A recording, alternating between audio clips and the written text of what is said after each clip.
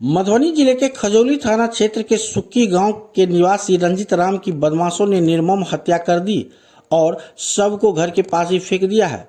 रविवार सुबह जब शव से दुर्गंध आने लगी तब ग्रामीणों ने उसे देखा और इसकी सूचना पुलिस को दी। मृतक के परिजनों के अनुसार रंजित राम शुक्रवार की रात से ही लापता था। घर वालों ने इसकी काफ़ी खोजबीन की लेकिन उसका कोई सुराग नहीं मिला। रविवार की सुबह जब घर के पास एक स्थान से तेज बदबू आने लगी तो लोग वहां पहुंचे। वहां का दृश्य देख परिजनों के पैरों तले जमीन खिसक गई। वह रंजित का ही शव था। मृतक के भाई ने सदर अस्पताल में बताया कि रंजित की हत्या बड़ी बेरहमी से की गई है। साक्ष्य छुपाने और पहचान मिटाने के उद्देश्य से अपराधियों ने उसके चेहरे पर तेजाब डाल दिया है। रंजित स्थानीय सुक्की पंचायत के मुखिया का बेहद करीबी था। वहीं घटना की सूचना मिलते ही खजौली थाना पुलिस ने मौके पर पहुंचकर शव को कब्जे में लिया और पोस्टमार्टम के लिए सदर अस्पताल भेज दिया है।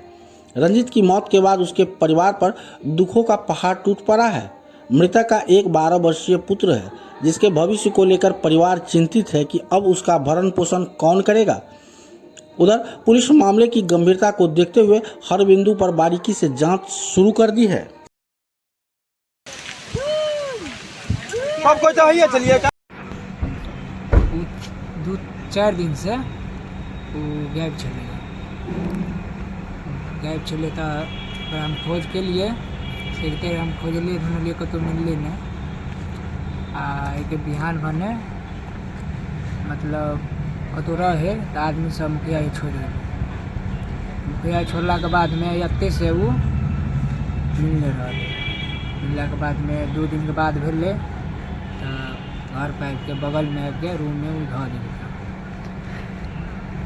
क्या लग रहा, हत्या या आत्महत्या लग रहा? इसको कोई मरा है। आपसी दुश्मनी? कौन दुश्मनी है इसका?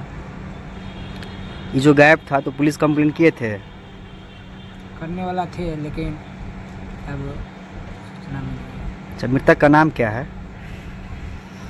इसका हाँ, मृतक। रंजीत। मृतक क्या काम करते थे? वो मुखिया जो ने कागज पत्तर वाला काम करते थे। क्या, कौन सा मुखिया? अशोक मुखिया है। कौन सी पंचायत का? सुखी पंचायत का है। सुखी पंचायत का। आप कौन हुए मृतक का? छोटा भाई। क्या नाम हुआ आपका? प्रदीप कुमार नाम। खजौली थाना पहुंची थी वहाँ? हाँ जी।